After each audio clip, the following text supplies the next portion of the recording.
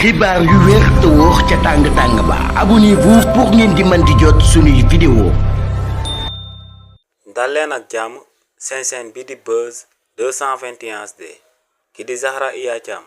di ancien ministre ci régime président Macky Sall yëkkati na ay kàddu daal di koy jëmale ci discours à la nation bi nga xam ne président Bassirou Diomaye Diakhar Faye daal dina koy amal démb te ne kookee lu muy waajal du lenn lu dul daal di yokk mandaam wala mu daal di koy wàññi ci réewu Sénégal si li ni mel ki di Zahra Iyane Thiam ne ci discours bi nga xam ne moom le président Bassirou Diomaye Diakhar Faye di daan amal démb ci guddi ne lu ci gën a attirer attention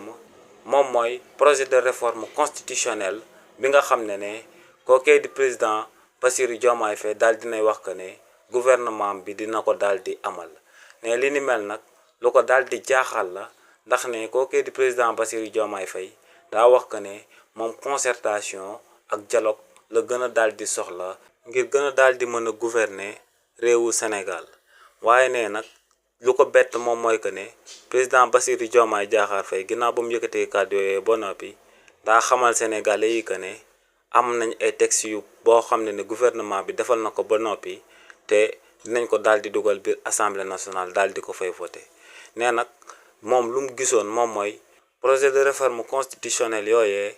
ñu daal di koy amal par référendum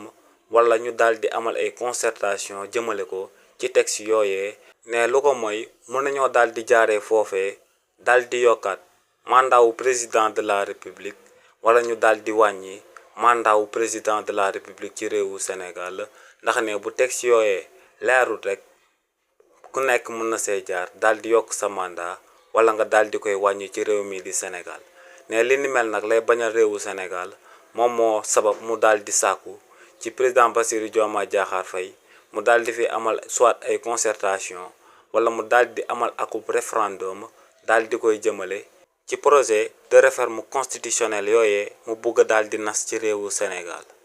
xibaar yu wér te wóor ca tàng ba abonnez-vous pour ngeen di mën di jot suñuy vidéo.